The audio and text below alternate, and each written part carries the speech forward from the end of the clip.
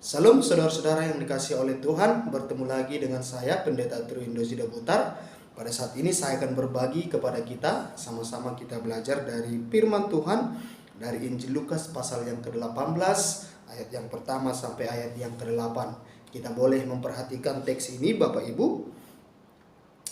Demikian firman Tuhan. Yesus mengatakan suatu perumpamaan kepada mereka untuk menegaskan bahwa mereka harus selalu berdoa dengan tidak jemu-jemu. Katanya, dalam sebuah kota ada seorang hakim yang tidak takut akan Allah dan tidak menghormati seorang pun. Dan di kota itu ada seorang janda yang selalu datang kepada hakim itu dan berkata, "Belalah aku terhadap lawanku." Beberapa waktu lamanya hakim itu menolak, tetapi kemudian ia berkata dalam hatinya, "Walaupun aku tidak takut akan Allah dan tidak menghormati seorang pun, namun karena janda itu menyusahkan aku, baiklah aku membenarkan dia, supaya jangan terus saja ia datang dan akhirnya menyerang aku." Kata Tuhan, camkanlah apa yang dikatakan hakim yang lalim itu. Tidakkah Allah akan membenarkan orang-orang pilihannya yang siang malam berseru kepadanya? Dan adakah ia mengulur-ulur waktu sebelum menolong mereka? Aku berkata kepadamu, ia akan segera membenarkan mereka. Akan tetapi jika Anak Manusia itu datang, adakah ia mendapati iman di bumi? Amin. Sejauh itu pembacaan firman Tuhan.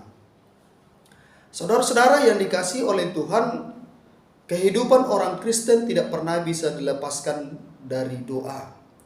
Bahkan Yesus sendiri pun dalam pelayanannya sepanjang kehadirannya sebagai manusia di bumi, dia memberikan waktu untuk berdoa kepada Allah.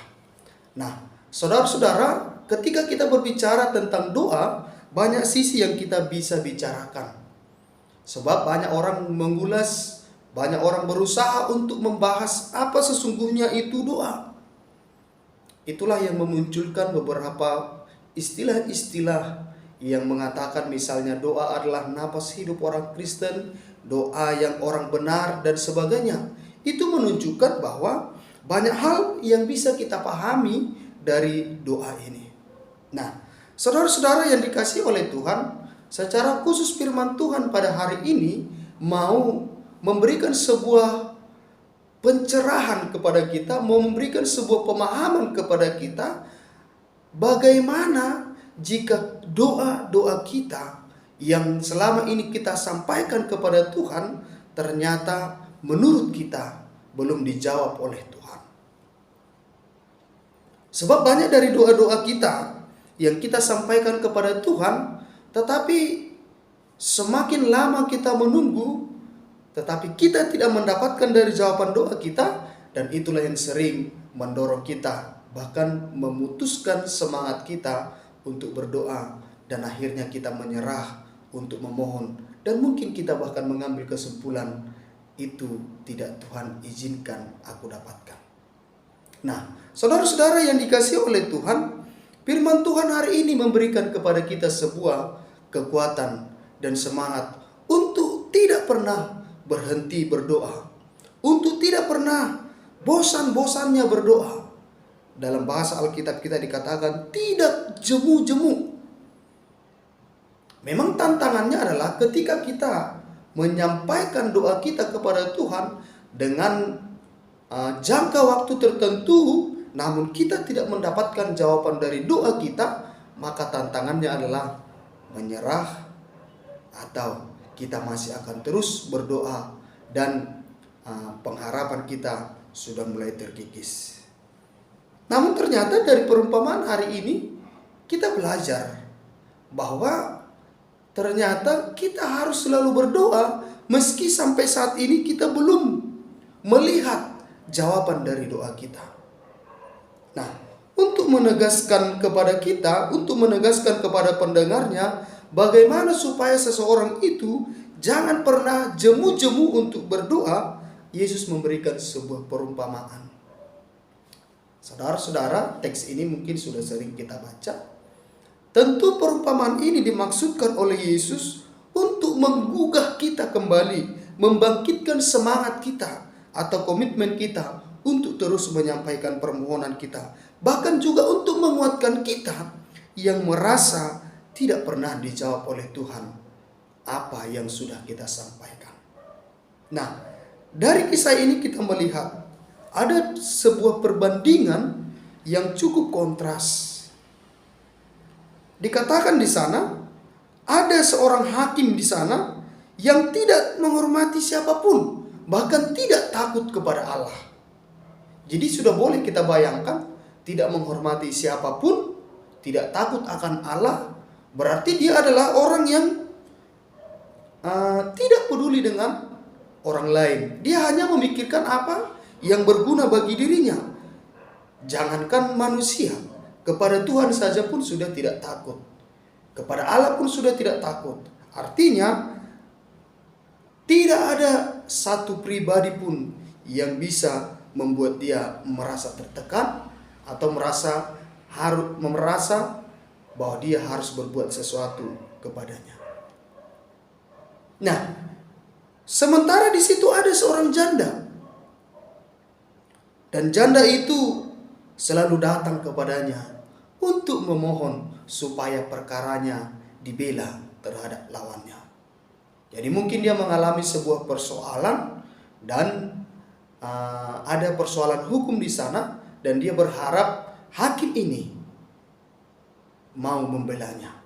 Nah, saudara-saudara yang dikasihi oleh Tuhan, tentu si ibu janda ini pun mengetahui bahwa hakim itu tidak takut kepada siapapun, tidak menghormati siapapun, termasuk kepada Allah. Tetapi kenyataannya dia selalu datang. Ketika dia menyampaikan permohonannya, beberapa waktu lamanya hakim itu menolak. Jadi boleh kita melihat bahwa selama beberapa waktu hakim itu menolak permintaannya. Jadi kita boleh bayangkan mengapa ia menolak permintaan janda itu. Orang kepada Allah aja pun dia tidak takut, kepada siapapun dia tidak hormat, apalagi kepada seorang janda. Nah, janda di sini mau menggambarkan bahwa dia tidak mempunyai pegangan apapun. Ya. Jadi gambaran seorang janda sengaja diberikan oleh Yesus bahwa yang berhadapan ini mempunyai perbedaan yang cukup kontras. Yang satu adalah yang merasa dirinya tinggi dan tidak merasa punya tanggung jawab untuk membela siapapun. Jadi boleh kita bayangkan, mungkin hakim ini mungkin akan melakukan tugasnya sebagai hakim jika dia mendapatkan bayaran. Nah, tetapi yang dihadapi adalah seorang janda yang bahkan tidak mempunyai apa-apa di dalam kehidupannya untuk membela perkaranya. Jadi dari segi politik mungkin dia tidak mempunyai posisi, apalagi dari segi materi.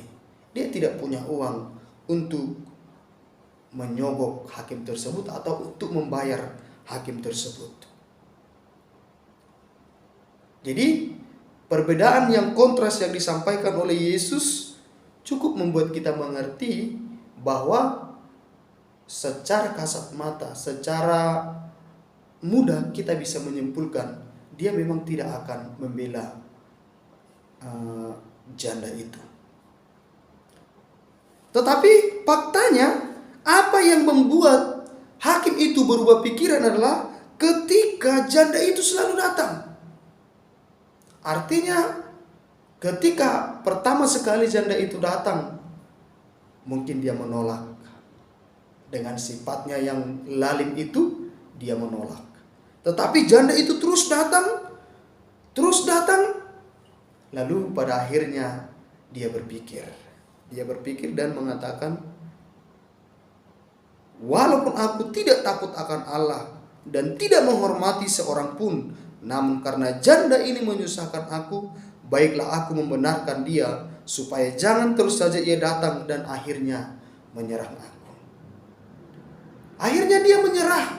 Dia menyerah dengan kegigihan janda itu yang selalu datang. Memang pada dasarnya dia menyerah karena dia merasa terganggu dengan kehadiran janda tersebut. Dalam kehidupan nyata, Mungkin juga kita bisa melakukan hal yang sama. Ketika kita mungkin sedang berada di dalam mobil atau kita sedang makan di rumah makan, lalu ada seorang pengemis yang selalu meminta kepada kita, bagi-bagi. Kita sudah katakan tidak. Tetapi dia terus minta. Akhirnya dengan bercampur rasa kesal, akhirnya kita memberikannya. Walaupun kita tidak tulus, tetapi akhirnya memang kita menyerah dan dia mendapatkan keinginannya. Nah, saudara-saudara yang dikasihi oleh Tuhan, dari sini kita belajar bahwa Yesus memberikan sebuah perbandingan. Kalau hakim saja, hakim yang lalim itu, hakim yang tidak menghormati siapapun, hakim yang tidak takut akan Allah, mau mengubah pendiriannya, mau membela janda itu, apalagi jika kita berhadapan dengan Allah, jika kita berhadapan dengan Tuhan. Apa yang mau disampaikan oleh Yesus bukan mau menyamakan Allah itu sama seperti hakim itu. Memang kita sering tersinggung ketika kita dibandingkan dengan orang yang rendah. Beberapa waktu yang lalu ada jemaat sampaikan kepada kita, Pak Pendeta, jangan bandingkan kami dengan burung. Jadi dia merasa terhina jika dia dibandingkan dengan burung. Padahal sama sekali kita tidak mau membandingkan dia dengan burung. Tetapi firman Tuhan katakan, kamu jauh lebih berharga dari burung itu. Maksudnya apa? Bahwa makhluk terendah saja diperhatikan oleh Tuhan, apalagi kita yang disebut sebagai makhluk mulia. Jadi bukan mau merendahkan manusia itu sehingga ia disamakan dengan burung, tidak. Tetapi jika makhluk yang terendah itu saja diperhatikan oleh Tuhan, apalagi kita yang menganggap yang di dalam diri kita ini ada gambar Allah. Sama seperti gambaran di sini, Yesus bukan mau menyamakan Allah itu seperti hakim yang lalim itu. Tetapi Yesus mau mengatakan, jika hakim yang lalim itu saja akhirnya menyerah dengan janda itu, apalagi Tuhan, apalagi Allah. Allah jauh lebih baik daripada hakim itu. Tetapi hakim itu saja berubah pikiran ketika dia berhadapan dengan orang yang paling rendah sekalipun, dan dia adalah yang paling tinggi, tetapi dia mau mengalah, menyerah, dan akhirnya membela janda itu. Lalu bagaimana dengan kita? Hubungan kita dengan Tuhan itu bukan dihubungkan seperti seorang janda dengan hakim itu. Tetapi hubungan kita jauh lebih berharga dari itu. Hubungan kita dengan Tuhan disebutkan di sini. Tidakkah Allah akan membenarkan orang-orang pilihannya yang siang malam berseru-seru kepadanya? Hubungan kita dengan Tuhan itu adalah antara Allah dengan orang-orang pilihannya. Kita boleh juga melihat gambaran yang lain. Hubungan kita dengan Allah itu adalah hubungan seorang bapa dengan anaknya. Kita selalu membandingkan hubungan orang Kristen dengan Tuhan itu adalah hubungan bapa dengan anak. Jika hakim yang tidak punya hubungan apa-apapun dengan janda itu mau membela, merubah pikirannya, apalagi Allah, apakah dia tidak mau memperhatikan dan menjawab doa-doa kita? Itu menjadi sebuah pertanyaan. Kalau hakim itu mungkin akan mengulur-ulur waktu sampai ada uang pelicin dan sebagainya, apakah Tuhan juga sengaja mengulur-ulur waktu sampai kita menyerah? Tentu tidak. Itu yang dikatakan, tidakkah Allah akan membenarkan orang-orang pilihannya yang siang malam berseru kepadanya, dan adakah ia mengulur-ulur waktu sebelum menolong mereka? Tetapi apa yang diinginkan di sini adalah supaya kita tidak menyerah dengan doa-doa kita. supaya kita tidak berhenti berharap dengan doa-doa kita. Kita bisa melihat kegigihan janda ini. Ada beberapa gambaran dikatakan di sini. Beberapa waktu lamanya janda itu datang. Lalu terus saja ia datang. Lalu ada juga gambaran di sini, siang malam berseru. Saudara-saudara yang dikasihi oleh Tuhan, ini adalah sebuah gambaran bahwa berdoa itu harus dilakukan secara terus-menerus, kontinu. Dalam bahasa Batak memang ada istilah yang negatif yang sering kita dengarkan, yaitu jugul.